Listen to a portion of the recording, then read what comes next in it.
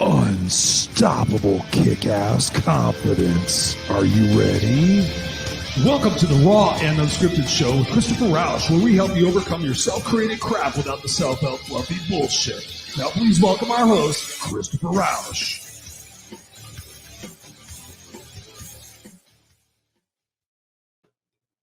And please welcome, who knows what? Hey, good evening, ladies and gentlemen. It is I, Christopher Roush, your No Excuses coach, back here with another live episode of the Raw and Unscripted Show, where I help you guys overcome your self-created crap without the self-help fluffy bullshit.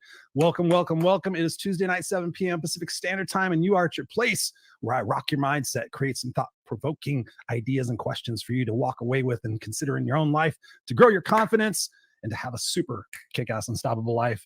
Thank you guys for joining us, whether you're live or here on the replay, whether you're here on the video cast or on the podcast. Appreciate you guys being here. As always, chime in on the comment section. Let us know what kind of questions you have, what kind of conversation enhancements you have to what's going on here. Engage with us. This is a conversation between me and my guest and you guys. We're sitting in a bar, we're sitting in a coffee shop, and we're just having a great conversation designed to inspire you guys each and every week so that you walk away and you apply some strategies every single week. And just think about that. 52 weeks later, how many strategies do you apply and how does your life move? How does things change? Astronomically, baby, because I'm sitting here as a former 7th grade homeless dropout who lived in the streets in the backseat of a station wagon with 18 cats and 2 dogs. Ladies and gentlemen, I sit before you today, a master's degree, beautiful career, an amazing life, because I applied strategies consistently week after week after week after day after day after day, through the challenging times, through the great times, to be sitting in front of you today, hosting this podcast and having this conversation with you guys. So thank you guys for being here. I appreciate you guys. And as always, we're going to do our little commercial here for the amazing organization that I support, Help Heal Humanity, helphealhumanity.org. Go check it out. As you guys know, if you've been following the show for any length of time, I'm on the board of directors, and I'm inspired to invite you guys to come help us with this organization. It is truly a phenomenal organization, and I know a lot of people say that, but me knowing the founder and the CEO of the organization, truly inspirational woman, Serena Buffalino. She's been here on the show a couple of times. We've done some special lives about things going on with the campaigns that we're working on. And most recently, Serena and her team just rode somewhere over 100 miles up in Canada, raising money for our Haiti school relief fund. So as you guys know, if you haven't been living under a rock, the stuff over in Haiti has been absolutely heart-crushing. The gangs, the violence, the political unrest, everything else that's going on over there is truly just heartbreaking. And Help Heal Humanity is still, throughout all of this, still sending kids to school. And more importantly, we're trying to feed these kids, and we need your help. You know, sending them to school is one thing, paying for books and their uniforms and everything else. But, you know, these kids can't focus and concentrate in school if they're hungry. And the food insecurity going on in the country and going on in many countries around the world, if you want to just be honest about it, is mind-blowing. So your donations, whatever possibly it can be, when you think about all the stuff that you spend money frivolously on, you know, how many times you go to Starbucks and everything else during a week, and I'm not saying to cut that back. What I'm saying is that think about what's going on in the rest of the planet, how we can all collectively pitch in $5, $10, $100, $500, whatever it is that you have. And then we can change the lives of these people that are across the globe and thinking that nobody cares and believes in them. So that's why I'm a part of the organization. I've been here for a couple of years, and nobody takes a paycheck. We're all volunteers. We all pour our heart and energy, not only to the Haiti campaigns, but the homeless situation up in Hamilton, Ontario. We're doing programs here in Los Angeles, California, where I'm from. And together we can all make this world a better place. And I know there's a lot of chaos, and I know there's a lot of uncertainty, and people are holding tight to their money right now. But if you can, whatever you can do, please go to helphealhumanity.org and do what you can. If you would like to be on the board of directors, we've got a couple of open positions. And if you're looking to volunteer, if you have ideas for fundraising, please go check us out. And if your heart feels called to it, if you know that through this show, I've inspired you to think differently and I've made some changes in your life, please do me a solid and consider donating. Send me a screenshot what it you do, and depending on what you donate, I might donate some of my coaching to you. So not only you get the value from here being on the show, you get to donate a tax-deductible donation, and plus you might get some extra coaching from me depending on how that works out. So thank you guys for indulging me every single week in that conversation, because it truly is a remarkable organization. And now more than ever, we all need to do what we can to help heal humanity. So thank you, thank you, thank you. And tonight's episode is brought to you by Raw and Unscripted by Christopher Roush. Now, is actually a crazy episode.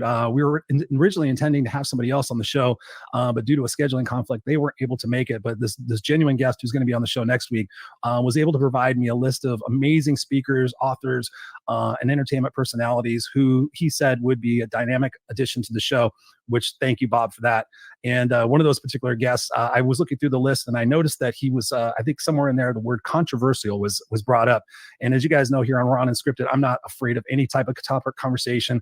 We all keep our minds and our perspectives open on all different things going on here. We're not one-sided. And either way, we're all about having the conversation and opening our minds to seeing what other perspectives and expectations are out there so that we can all learn and grow together instead of this divisiveness stuff that's going on.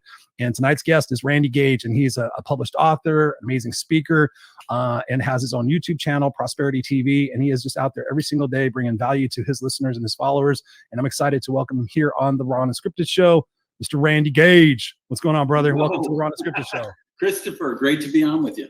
Yeah, man. Welcome. Where are you calling in from today? I think you're on the East Coast now. Yeah, Miami. Miami. You used to be in San Diego, right? Yeah, I like to kind of be a citizen of the world, so I have different places. But in the States, it was always San Diego and Miami. Oh, nice. I'm actually just about 45 minutes north of San Diego and Riverside. Yeah. So when I think I saw your LinkedIn or something like that, it said you were in San Diego. I'm like, oh, that'll be cool. We're on the same state. Yeah. So when you say 45 minutes north, you mean if I drive at 4 a.m. Yeah, exactly. Otherwise, it's 4 hours and 45 minutes. Sometimes we have friends that live in Carlsbad, and so we go down there probably about every 3 or 4 months. And yeah, it's like, okay, if we want to get there at 2, we got to leave at 11. Just to make sure in case any of those damn freeways are all still jacked up, because everybody's out living their life and being busy now. Yeah. So thank you for being here, brother. I appreciate this. And one of the questions I've been asking a lot of my guests recently is, obviously the pandemic has been a high topic in conversation over the last couple of years. And it's been interesting to ask this question of people to see, first and foremost, what have you personally learned about yourself during this time of reflection and time of isolation and everything else that's going on? What have you learned about yourself, and what have you learned about the population overall? Because I know there's a lot of different energies and factions and groups and all that stuff going on. So personally, what have you learned about yourself during this time? And then what have you learned about society as a whole? I think what I really learned about myself was that this social anxiety disorder that I had for most of my life, that I thought I was cured of, I wasn't cured. Because when COVID happened, I mean, the real, 2020, April, everything getting locked down, everybody going into quarantine, that wasn't that different for me. I'm kind of a monk leading a monastic existence anyway, because I'm a loner. But I'd go to the gym once a day, so I'm going to meet people there. And I'm going to play softball once a week and practice once a week, so I'd meet people there. COVID took that away. So I was just in my house all the time.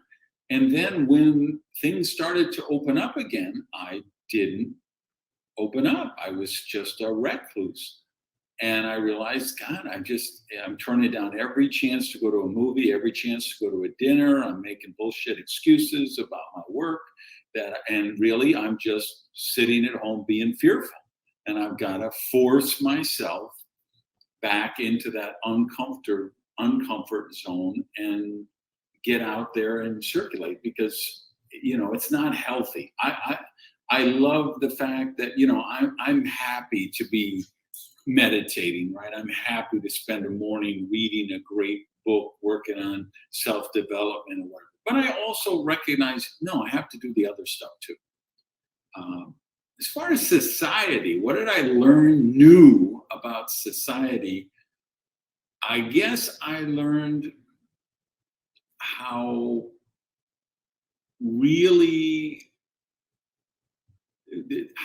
dangerous a situation we have become in terms of relying on our governments to take care of us and not recognizing that the governments are doing a terrible job of taking care of us. I would lean more libertarian slant, right? I want less government, more personal liberty, more personal freedom. But I'm not one of these people who say privatize all the roads and the hospitals and the schools and everything and, let everybody be. No, I think there's a role for government. I love it for certain things.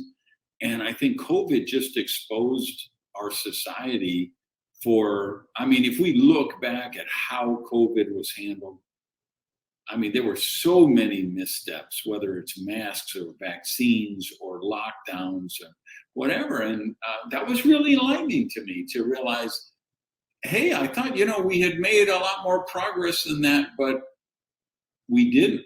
And if we look at the things we count on government for, running the healthcare system, running the financial system, protecting us from military aggression, they're failing on every count.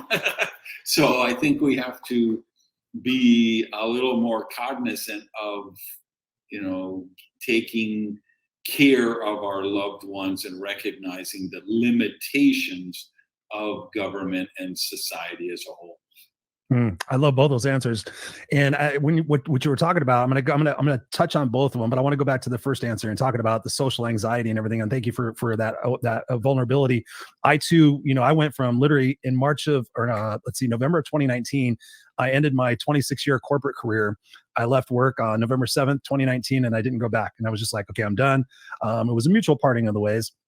And I said, okay, I'm going to do my speaking and my coaching and my shows and my book and everything else. I'm going to do it full time. And I was super excited. And I kind of had to go through an identity crash because I didn't realize how much of my identity and my ego were really wrapped up in my career that I built. I was a director of operations. I'd been with the company for 26 years.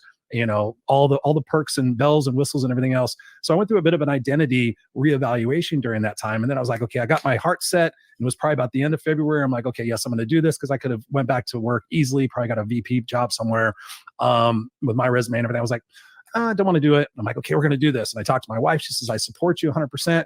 And then, like you said, March 20th, boom. And what was interesting for me is that, before that November end date, I spent probably 98% of my time outside the house. Like literally, I'd be gone at 3 o'clock in the morning. I'd get home 7, 8 o'clock at night, see my son when he was a baby, do some more work, go to sleep, get back up, do the whole thing over again. So then the lockdown happens. My son at the time, I think, was 3. And my mother-in-law was visiting out here from Chicago, and she was supposed to go back March 16th or something like that. And we started hearing this thing about this pandemic and this, and she was, 79 years old at the time. And we was like, all right. And so my wife and her talked, and my wife talked to me, and she's like, well, let's just keep her here for a couple more weeks. Let's make sure she's safe. We don't want to send her back and have her get, contaminated or whatever. And then that lasted another 18 months. Right. So I went from being outside and doing all that stuff all the time to being in-house with all these other people in the house. And it was crazy. But to your point, I started realizing couldn't go to the gym anymore, wasn't having these conversations at work, meetings at work anymore. I was here in my studio, which I have a beautiful studio.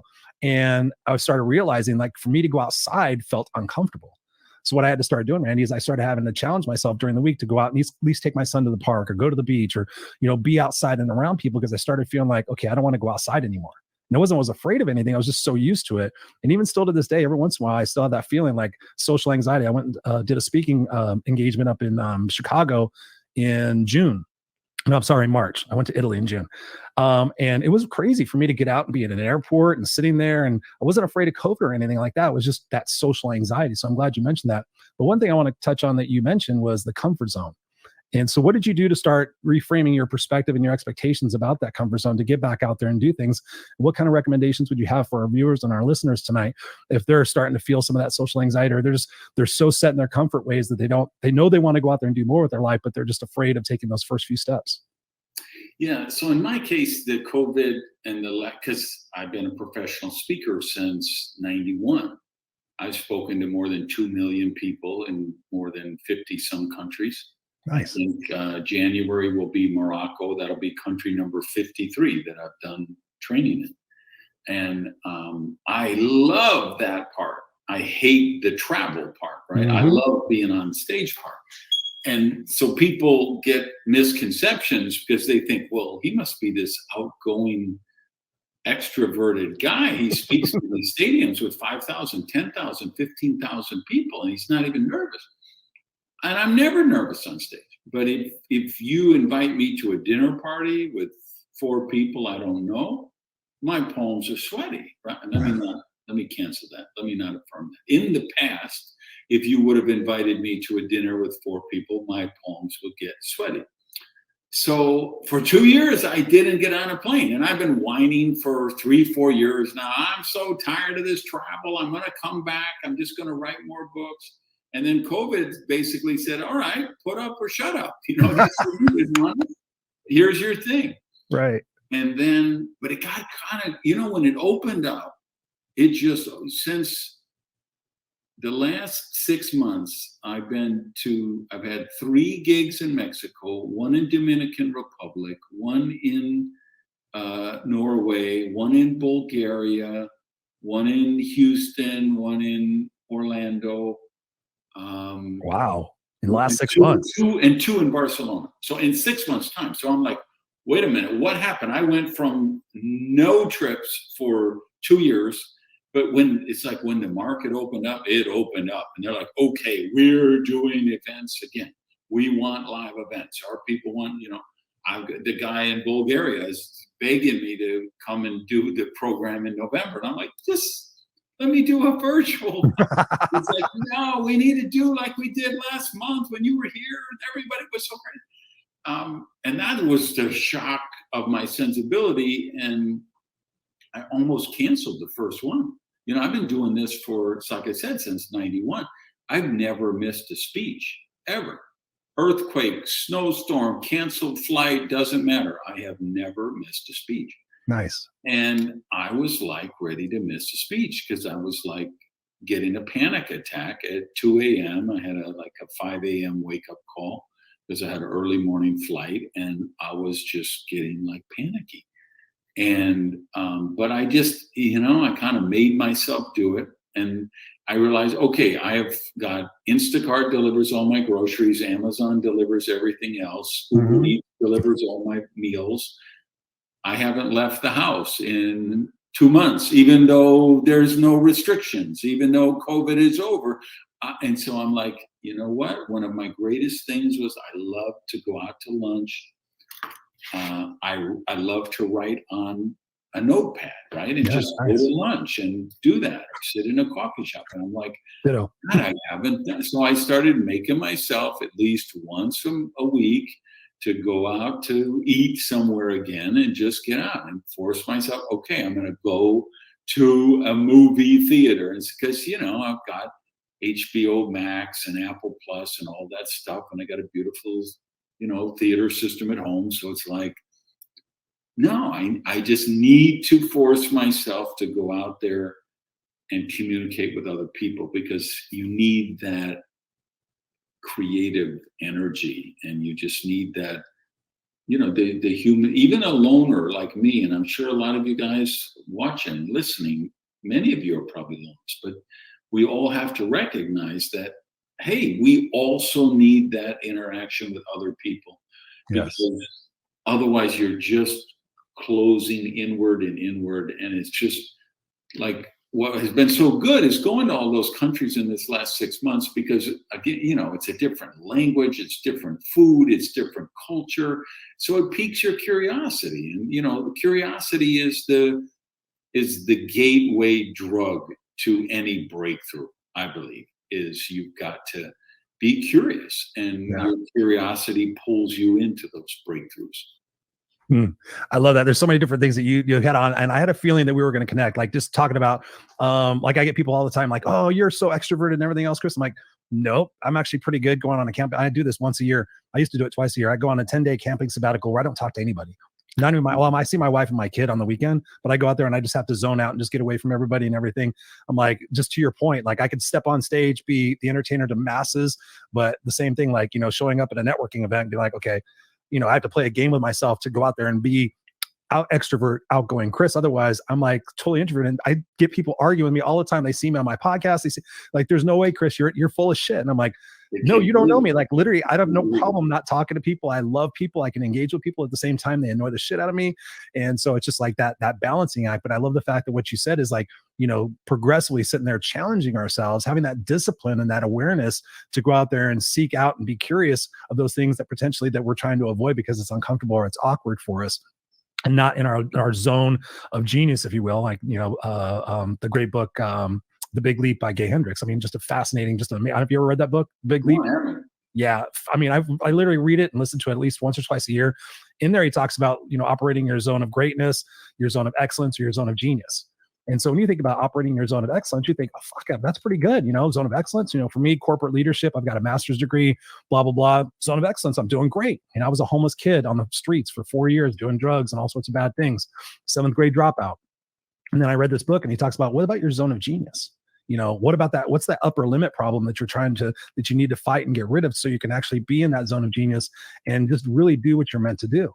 And so when I think about that, and you kind of keyed in on it, is that discipline factor, right? And to your point, the fact that when I talk to so many successful people over my life, I read dozens and dozens and dozens of autobiographies and talked, to people like, what's your morning ritual? What's your key for, having an amazing life? Number one, most of all, aside from having a clear vision and taking that morning for themselves, is that human connection. Like having relationships. And for me, I have a lot of friends on the internet. I talk to them all the time, but having in-person like friendships and going to a bar, or going to a game, or going to a concert, that's all but evaporated probably the last 5 or 6 years. And so recognizing that myself, I have to sit there and say, okay, Chris, what can I do this month that gets me out of my comfort zone, that can go connect with people, ring somebody, an old friend or something like that. Hey, let's go have a drink. Let's go do this. When easily, like you said, like I'd rather spend time on the couch with my family, watching a movie, having family night. I'm totally awesome with that. But that desire, that need for that human connection is something that really is one of the factors in our longevity and everything else. So talk to us about that. Talk to us about how, let me ask you a question, different question. When I think about people that say they're doing their best they can, like, over the pandemic and everything else, I've heard a lot of people like, Chris, I'm doing the best I can. And I just keep hearing this over and over again. I'm giving like probably 200 coaching calls as my way of paying it forward throughout this process, helping people stay motivated. And there's a couple of patterns that I've seen, people saying they're doing the best they can. I'm like, well, how do you know what your best is? So what are your thoughts on that? Like, when knowing Randy and knowing the different things you've been through, and I've studied a little bit of your life story in the short amount of time that I had to get to know you. Talk to us about how you know you're doing your best, and maybe give us a situation where you weren't doing your best and you learned something from that. Okay, so let's get this out on the table right away. All you guys watching right now, everybody listening on the audio version, you're not doing your best that you can. 100%. Even for myself. Right? That's a lie we tell ourselves. I'm not doing the best I can. I know I'm not. And I know you're not. And I know everyone in this room right now is not. Because that's the nature of human nature. So the better question to focus on is, okay, what am I doing to surround myself with people and circumstances that challenge me to grow? There you go. And if you can find two, I've probably found 3 people in the world. Is it right? There's a cliche, right? If you're the smartest person in the room, you need a new room, right? 100%. For years. I'm blessed and cursed that I'm almost always the smartest person in the room. And there's not a lot of rooms I can go to where there are people smarter than me. And I'm not saying that to be an arrogant jackass and because I'm full of myself. I am a genius in many capacities. And I've been in mastermind group after mastermind group, and I get, hey, we've got these high level achievers and we have this mastermind and we think you guys are being, and I'm great. It sounds good. And I join and I'm there for 4 months or 5 months. And I realize I'm leading every discussion. I'm challenging all these people here, but nobody's challenging me. I've got to find a different swimming pool that I can dive into here. And fortunately, I've been able to get maybe 3 people in the world who will challenge me, because there are people that you'll bring them into your life and they may have the intellectual firepower to challenge you, but they don't have the EQ. They don't have the emotional. Right. Well, I think Chris is really on this self-destructive path, but I love him and he's my friend. I can't tell him this, Even if you go to them and say, please, I need your advice. Tell me the truth. What do you think of this, plan of action I'm thinking? Most people think they're doing you a favor by telling you what you want to hear. Yeah. And you have to train them. You literally have to train them so they recognize, no, I don't want you to tell me what you think I want to hear. Mm-hmm. Desperately need you to tell me the truth as you see it. I need someone that I can check things out. I need someone to say, well, you know, Randy, it looks to me like you're falling into that same negative, dysfunctional relationship pattern you had in that last relationship that blew up all over on you. You know, are you sure? Have you thought this through? Are you looking at this? Have you considered that? So that's what I think we all have to do, is we have to really, and you know, because there are so many brilliant people. Naval Ravikant is brilliant. Mark Andreessen is brilliant. Elon Musk is brilliant. Oprah Winfrey is brilliant, right? But you probably don't know all those people. I don't know all those people. I can't call them up and have them for lunch. So I can follow them on Twitter. I can read their blogs or read their books or listen to their podcasts or find ways to gain some wisdom from them. And I think we all need to do that. So you kind of have to, like, I left all social media a year or two ago. I just said, okay, I'm tired of all the virtual signaling and the polarization and the bullshit and the trolling. And I left. But I went back to Twitter because I felt like Twitter is where I can really selectively choose the people I follow, and I can screen out the toxicity for the most part, which you can't do completely, because I'll follow people and they'll get trolled by someone and they'll respond to them, and then I could get, and those computer algorithms, they know exactly what floats your boat. They know exactly what to put in your feed to get you to go down the rabbit hole, right? But I'm really mega conscious of that. So I went back on Twitter, and I have people like the names I mentioned. I can follow them, and I think we all can do that, and we can learn from those books and those podcasts. If you take somebody like Tim Ferriss, he runs an amazing podcast and does some of the most fascinating critical thinkers in the world. And it's usually not the big name people that are the breakthrough ones. You know, it's the people you probably never heard of, but they're a chess protege, or they're a elite surfer, or they're some profession that you wouldn't normally think of or hear about in mainstream. Right. So that's part of it. But then you really have to nurture your, you know, Jim Rohn used to say, hey, your income's going to be the average income of the 5 people you spend the most time with. Yep. I've adapted that. I believe that your prosperity, every area of your life, is going to be the average of the 5 people you spend the most time with. 100%. Yeah, if you're married, show me the 5 couples you guys are hanging with, and I'll tell you how happy your marriage is. Mm-hmm. You know, show me the 5 people you hang with, and I'll tell you how healthy you are. Show me the 5 people you hang with, and I'll tell you what kind of mental health you have, what kind of harmony and peace, and, you know, all in all those areas of prosperity. So for me, what I'm doing is I'm really judiciously seeking out people that will challenge me, that will call me on my shit, that will tell me the truth with love. And, you know, and don't confuse anybody listening. Please don't confuse, just because you can find someone who will tell you everything you're doing wrong, that's not what we're looking for. Right.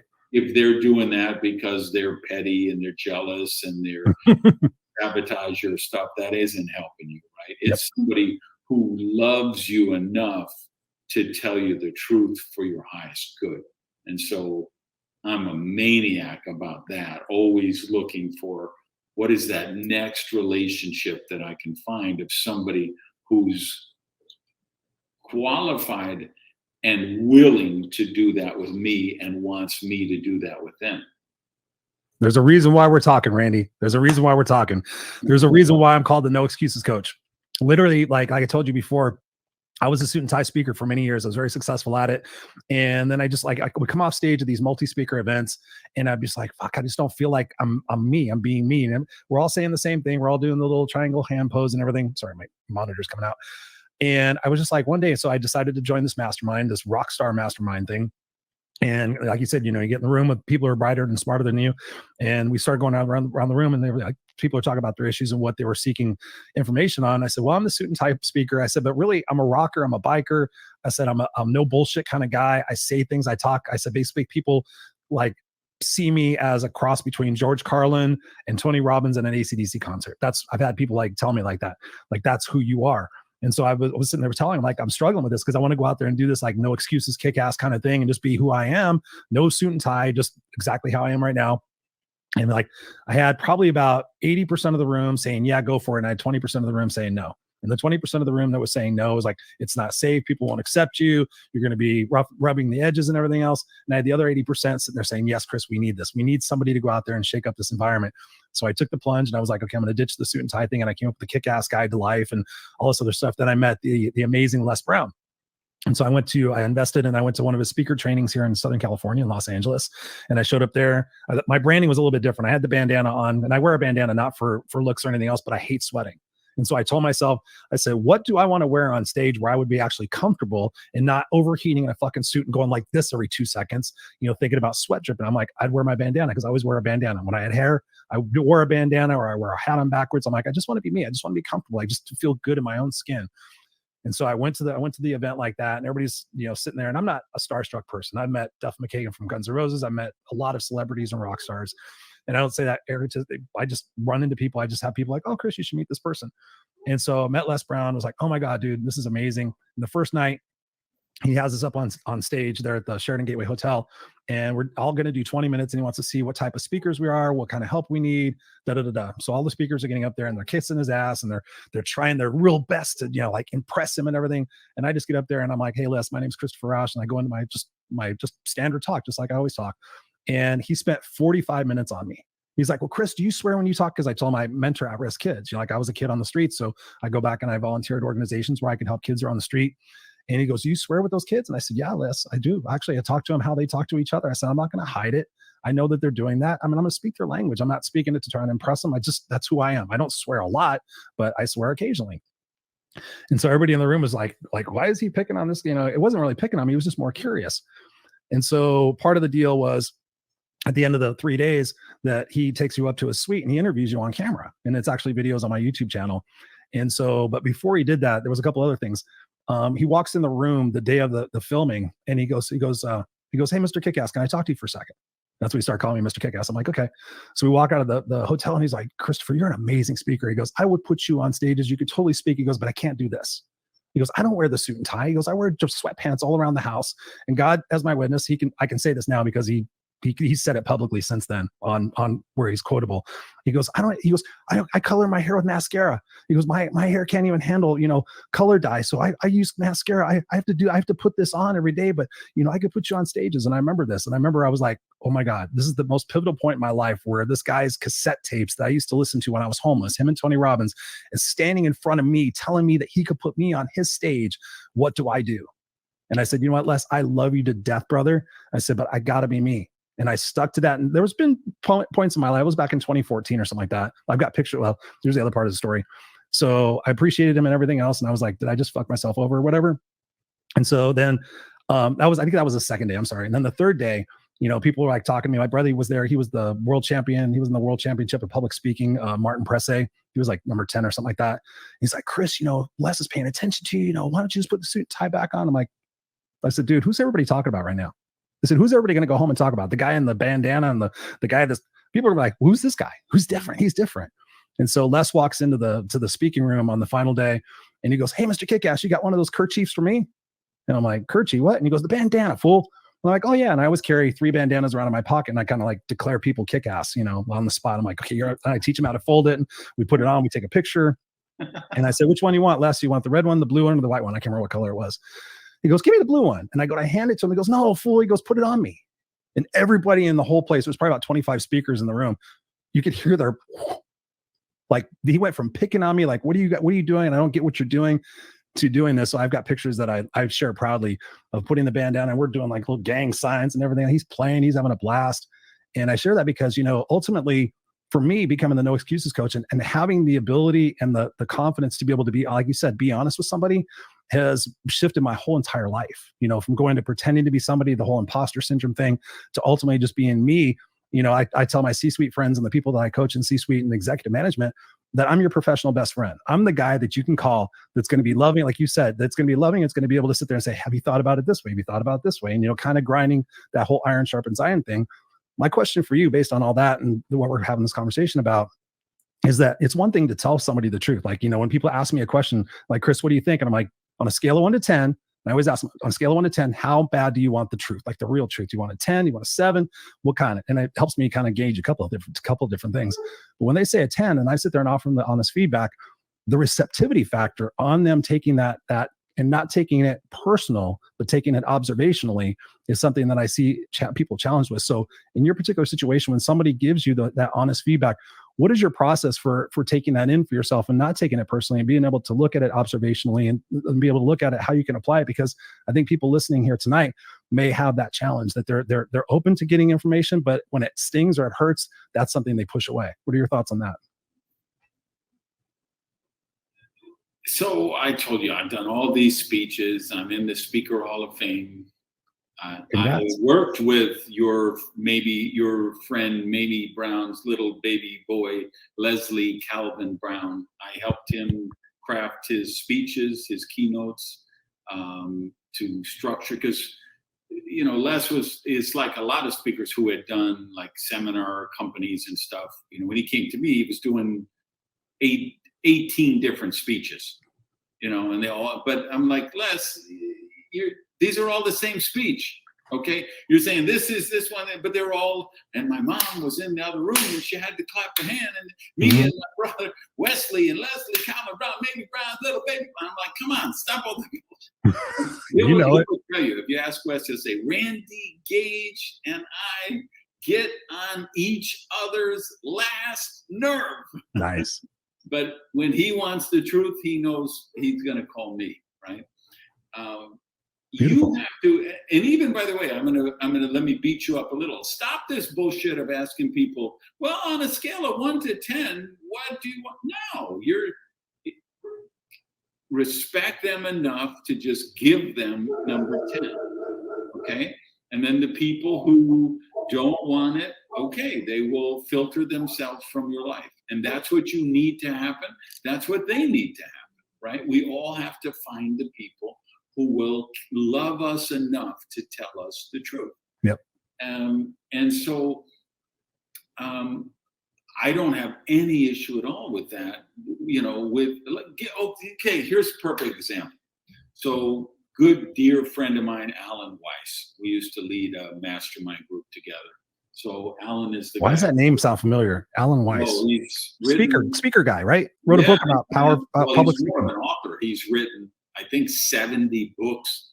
One is called the Consultant's Guide or whatever, which is the #1 selling book of consulting of all time. It's like been out for 40 years.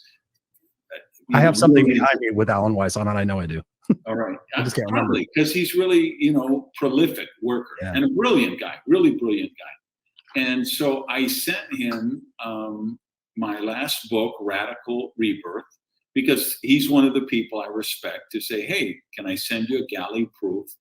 And, give me any feedback you have. And then if you're up to it, give me a quote for the cover.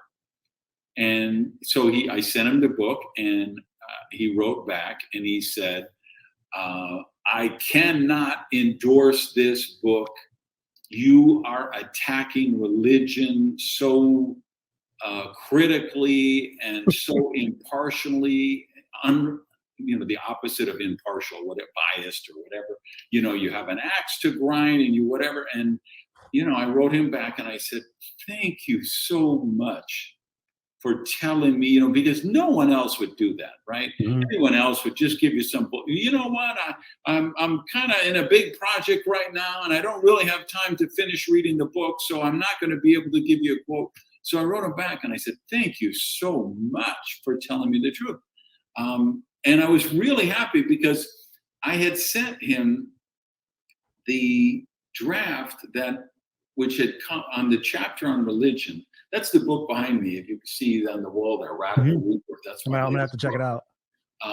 So it's really the culmination of my work. I'm so proud of that book. That book is how to recreate yourself, recreate your life. And I'm immensely proud of it. It's the greatest work I've ever done in my life.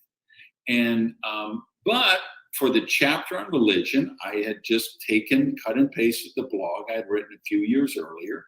And that's the one I knew I really needed to rework on, because I was very reactionary. I was very, my whole focus of how do you become prosperous is you've got to be a critical thinker. Mhm. And there's so many people who are brainwashed by religion, right? I've studied, and so I took a 2-year sabbatical and I studied all the world's major organized religions. Wow. Right. And I find that the true message of them is beautiful, but I feel like it's been hijacked by the fundamentalists. So you have the Islamics who say we should throw homosexuals off of rooftops, and you have Christians who are telling people they're going to rot and burn in hell with gnashing of teeth, and on and on. And we can go to all of the extremists in each one. And I feel like they've hijacked the message. But that isn't what I wanted to write in the book. But I was trying to give Alan enough lead time or runway, so I had sent him the draft that just had the original blog I'd written like 3 years earlier, and my thinking had refined a great deal. So that never would have made it to the book, but a draft is a draft, and that was what I was telling everybody. Hey, it's the first rough draft. Please give me your feedback, because I do want to mold it, and I've got a 90 to 120 day time window before I need to turn it into the publisher, and so I'm looking for real feedback. So I was delighted that Alan did that, because he's a very religious guy. He was Jewish, but he converted to Catholicism, I believe, when he married his wife. So religion is really important to him. So this was a real third rail hot button for him. And he was like, I will never endorse the book. And I actually, I thanked him graciously in the acknowledgement and told the story in there, because, I want, that's the kind of feedback you want. And in that case, that chapter wouldn't have made it to publication. But what if it would have? What if I would have been the person who was wanted just people to tell me the greatest things about my book and tell me how amazing it is, and that had gotten through? It would not have served me. It wouldn't have served my readers. It wouldn't have served Alan or the people who gave me. Like Bob Berg is one of the people you mentioned. Bob's going to be on this show next week. You guys got to watch Bob. He's amazing. And it's like when I sent him my Risky is the New Safe book. That was my first book that really, New York Times bestseller, Wall Street Journal bestseller, Publishers Weekly, USA Today, #1 money book, translated like 18 languages. It really took off. And Bob was one of the, people who read The Galley, and he told me, this is your magnus opus. This is and I said, God, I sure hope not, because what am I going to do for the next book, right? Yeah. The next book has to be better than this one. And the next book was Mad Genius. And again, another New York Times bestseller, just crushed it. And I felt that's the best book I could write at this point in my life. And now Radical Rebirth, I read that and I say, this is a book, not that other shit that I wrote before here, I always, that's where we've got to get to. Everyone who's watching or listening right now, we all have to get there. You have to get to the point where you're amazed at how stupid you were 3 months ago. Amen. Just amazed at how dumb you were, how ignorant you were. Otherwise, what are we doing here? If you can't, if you're not trying to become the highest possible version of yourself, you're just trespassing. Come on, let's live a real life. Let's do something with meaning. I love that. I love that. Thank you for sharing that. And that's so important. I mean, the fact that, we often want the honest truth, but then again, when we're faced with it, it's like, oh, and that's why so many people go to their short-term gratifications. They sit there and say, okay, I'm just going to ignore that elephant in the room, and I'm going to go off to buy stuff or watch stuff or bet on stuff or sex stuff, whatever it is I can do to ignore the reality of my situation. And I love what you said, Randy, is the fact that it's incumbent upon us to sit there and evaluate, what's my bigger why? What's my bigger mission? What's my vision in this world for my legacy? Why am I here? What purpose am I serving? And what is it that I'm going to leave when I'm gone, when my material self is gone? Then that's something that has lit me up for so many years. And I was going through and I was successful on paper for so many years, but it was ultimately when I went to a funeral back in 2008, and I sat there super successful on paper, happy, partying, beautiful girlfriend, houses and all this other stuff. And I sat there in the back of the church and I was watching people that I worked with go up there and eulogize this coworker of mine. And I knew her, and I didn't know her super well, but I knew her, and she was a beautiful person. That's why I was there, paying my respects. And I sat there and I thought, honestly, Randy, I was like, if I died tomorrow, who would show up and what would they say? And this has been the litmus test for my life every single day for most of my life. I mean, I'm not perfect every single day, that's for sure. But I sat there and I thought, if I died tomorrow, who would show up and what would they say? And I thought 10 or 15 people, my buddies, would show up, and they would bring Miller Genuine Draft and Jack Daniels and Motley Crue and Bon Jovi records. And they would talk about all the stupid fun shit Chris has done in his life. Oh, remember that time he passed out? Remember that time he chased that girl? Remember the time he crashed? Remember all the different stuff? Oh yeah, by the way, he was homeless at the age of 13 and he got his master's degree ultimately, and he changed people's lives. And I sat there and I thought about it, Randy, and I was driving home and it bugged me. And so many times we just put that off to the side and like, oh yeah, I'll deal with that some other day. I'm not going to die. I'm young. I was in my early 30s. I was in my 30s. I don't know. I'm bad at math, and time is going by like that, as we all know. And I got home, and God is my witness. I took because I'm a big writer, and I took it out. I was like, fuck it. I just had this inspiration, this little whisper in me that said, write your eulogy, Chris. And it was freaky. And I was like, oh, I don't know. And that's when I was really starting to try to trust my intuition and find that whisper. And I wasn't religious. I wasn't really spiritual, but I was trying to ebb into that place. I was reading books about how to find inner peace and inner freedom, because I used to drink a lot and party a lot. And so I sat there and I'm like, I'm just going to free write. I'm not going to think about anything. And I thought about, okay, what were some adjectives that I want to be remembered by? And so I wrote it all out, and I went back and I got myself a Coke or something like that. I came back into my office and I was like, all right. And I said, I'm just going to read it out loud, like I was at a church or something like that. I'm like, Christopher Rausch, blah, blah, blah, blah, blah. But the thing that got to me was when I got to the middle of it, it said, Christopher Rausch will have fought for what was right and what was fair. He will have risked for which that mattered, and he will have left the earth a better place for who he was and what he did. And as I kept reading a couple more things out of that, I had tears coming down to my eyes. Like literally, honest God, I got choked up. I was like, I almost stopped reading. I was like, nobody was around. I'm like, and I remember telling myself, like, Chris, go ahead and feel that emotion, because I've always been strong and I've never told people my emotions. I didn't tell people I was homeless for a long time. And from that point forward, honestly, that lit me up so much, Randy. It was like, okay, that's my benchmark every single day when I wake up, is I've got a vision every day that I'm going to fight for what's right and what's fair. And I'm going to risk for what's that matter. And I'm going to make the world a better place. And especially when we adopted my son from birth 6 years ago, he'll be 6 at the end of November. I'm 53. So we started a little bit late. So for that gives me that grind to sit there and say, okay, Randy, I want you to give me the honest truth, because every single day in every single way, I want to be that best version of myself. Because the thing that, if you watch you haven't seen my social media, 99% of my social media says no regrets. And so I think about that every single day. Like, what regret would I have today if today was my day? What would regret? I haven't served anybody today. Okay, how can I serve somebody today? How can I make the world a better place today? Have I seen my son? Have I played intently with my son? If I died today, would he know absolutely how much I love him? So I tell him every day, it's like, Dad, I know you love me. And I'm like, you don't understand, son. I said, you are the biggest blessing in my life. And I just find different ways to tell him I love him. So, because oftentimes we take for granted. So for me, that's been my litmus test. So for you, and thinking about this as we wrap up our conversation, because we've already been talking for 48 minutes, and I appreciate you being here. I love this conversation. What is it for you? Like, what's your bigger vision in the scope of things and what you want to accomplish in the world? You're a multiple best-selling author. You've written dozens of books. You're going to write more. What is it for you that you want for your legacy to be written down in stone, that the reason for your being here on planet Earth? I'm trying to take the timeless principles of prosperity that Charles and Myrtle Fillmore talked about when they founded the Unity Church, that Ernest Holmes talked about when he wrote The Science of Mind, stuff from Napoleon Hill, As a Man Thinketh, William James, trying to take those timeless principles that are in work like that and share with people how they apply them in today's world, where Elon Musk is trolling people and his 80 million Twitter followers with a snarky tweet about this, and Gary Kasparov is replying, and they're fighting as they were today, literally today. And you've got Donald Trump sending out his, racist thing about Mitch McConnell's wife, and you've got stupid reality TV shows, and you've got just both sides of the political spectrum just whack batshit crazy.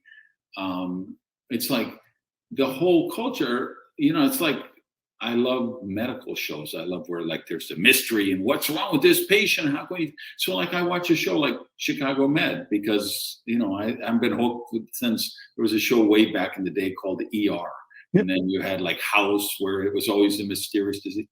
And I try and watch it now. I'm like, it isn't a medical mystery show anymore. It's a soap opera. Yeah, totally. It's a soap opera. They have to. So they still do the patient comes in and they have the symptoms and they were trying to find a cure, but then we also have a nuclear terrorist attack at the same time that the doctor solves by himself, and then the nurse whose mother is homeless, and the attending guy whose father is an alcoholic, and this one whose mother is sleeping with that one, and this guy who has a heroin addiction. We got to weave in all this soap opera plot lines, and I'm like, I can't do it. So I'm trying to show people, here's how you keep your sanity in this stuff. Here's how you live with prosperity consciousness. Here's how you manifest a healthy, happy, prosperous life and become the highest possible version of yourself. Yeah. And so I find that, my work is like, and I've done this for years, for people who don't know me, I was in jail at 15 years old for armed robbery and burglary. I was a teenage alcoholic, teenage drug addict.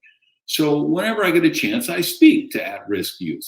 That's one of the ways I give back. So I'll speak to kids in jail, and you think you've got a tough audience? Wait till you talk to kids in jail. I haven't done that yet. Oh man, they're like, we got a speaker today. We let you out of your cell, but if you take one move, if you so much as look cross-eyed, we'll throw your ass back in this cell. You better pay attention. His name is Mr. Gage. He's here to show you how to fix your life. Welcome, Mr. Gage. No pressure. You got a bunch of kids, arms locked, legs crossed, looking at me like, who the fuck is this old guy? Right. And then they hear my story and they're like, wait a minute.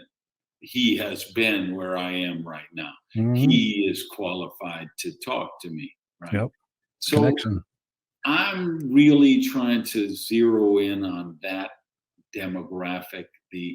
We've got to, because I'm an entrepreneur, right? I'm one of these guys. I was thrown out of high school in the 8th grade because of that, being in jail and all of that stuff. And I became very wealthy. I became a very successful entrepreneur. And so I'm trying to share with at-risk teens and young adults that the principles of free enterprise, the principles of prosperity, because we have so much entitlement mentality that's pervasive in our culture. And that's what's keeping people broke. That's what's keeping them miserable. That's what's keeping them unhealthy, right? There's a reason why nacho cheese flavored tortilla chips taste better than a cucumber, because they've been genetically engineered to taste better and get you addicted to them and feed the sugar and the yeast in your intestinal tract and create a physical craving to eat more of them. So you keep buying them, like you keep buying the sugary cereals and you keep buying the beer and the wine and the drugs. And, we're all victims of people who want to, manipulate us for their own ends. And so we have to, so I'm just kind of being the heretic in the wilderness shouting, tilting windmills, saying, no, you got to fight back. You got to control your own thoughts. Yes. You have to become the thinker of the thought. You can't let people tell you what to think. You can't let the algorithms on Facebook and Instagram and TikTok program you into behavior. You have to take charge of your own life. So if when whoever does my eulogy, maybe that'll be you, if they can just say that's what he tried to do when he was alive, then I know at least I wasn't trespassing on the planet. Randy Gage, ladies and gentlemen, dude, this has been an amazing conversation. We've been going for 54 minutes. I appreciate your time and energy here, and I want to have you back on the show. I love conversations like this. There's so many different rabbit holes that I'd stop myself from going down as you were talking. So thank you, brother, for being here. Where can people get a hold of you and continue the conversation? We've got a few sites up here. I know we've got randygage.com. Yeah, that's Starfleet Command site. You'll find everything from me there. I have a blog. I have a podcast. And I'm off social media except Twitter. So I'm on Twitter, Randy_Gage on Twitter. That's where I really interact with people. And then otherwise the website. Awesome, brother. It's been a phenomenal conversation, and I'm going to place you backstage. I'm going to end out the show. Don't go anywhere. So I just want to wrap up with you, but thank you for being here. randygage.com. Appreciate you, brother. And there you have it, ladies and gentlemen, another episode of the Raw and Unscripted Show. I hope you found value in it. I trust and I know that you found value out of it, because that was a thought-provoking conversation right there. There's so many different things that Randy jumped off and talked about. The fact that we have to be owners of our own mind and really have that critical thinking aspect that so oftentimes we take for granted, and we let the larger majority decide for us, or we let the desire to stay in our comfort zone decide for us.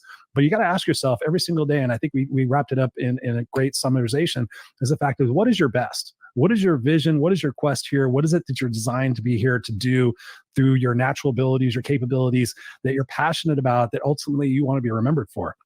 And then each and every day when you wake up, start with gratitude. You guys have heard me talk about this. If you're new to the show, here's some tips for you as well.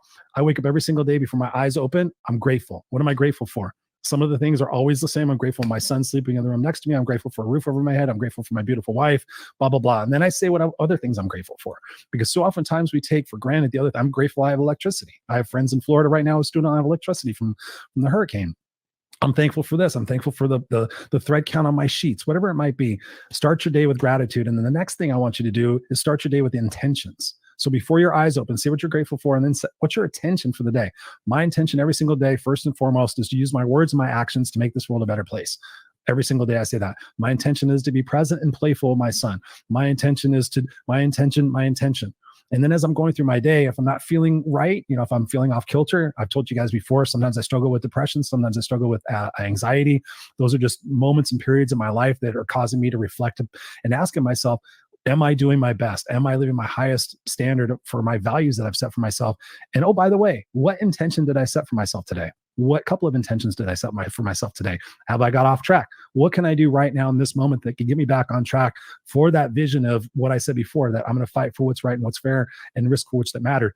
When you correct yourself and when you have that discipline, like we talked about in the show as well, when you guys have that, it's incredible. Like literally moment to moment, how your physiology, how your mindset, and how your confidence can shift to realize that you can tackle anything in your life. Literally, I've tackled everything in my life from being thought I was stupid, from being bullied in school, from not being loved, and all these different things, from being abandoned.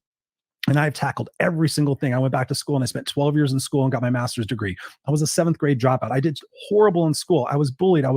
But I went back and I said, let's just one step at a time. Let's just do this. Let's just keep doing this, because I had that vision in my head that I was not going to settle for less than what I deserve. And sometimes when we settle for less than we deserve, we get less than we actually even settle for. So that's my parting words for you guys. Be sure to check out next week's episode. Like we said, Bob Berg is going to be here on the show. The Go Giver. I've got some amazing questions planned for him as well. Go connect with Randy. Go check out his books, check out his Prosperity TV on YouTube, and please let us know in the comments what it is that you took away from this conversation tonight, and let us know if you want Randy back on the show. Let's get a little poll going together, and we'll invite him back on here and have some deeper conversations. So with that, I love you guys. I'm Christopher Rausch, your No Excuses coach, here with the Raw and Unscripted Show. If you're watching this on videocast across Facebook or YouTube or LinkedIn, check us out. Take us on podcast. All you got to do is just go either to my site, noexcusescoach.com. You can go to the media page. You can see where you can subscribe to the podcast on Spotify and iTunes and iHeart and all those different places. So take us with you. Be sure to share it with a friend. Let us know. And again, like I said at the top of the show, help heal humanity. Let's do it. Ladies and gentlemen, I love you guys. Misfits for life.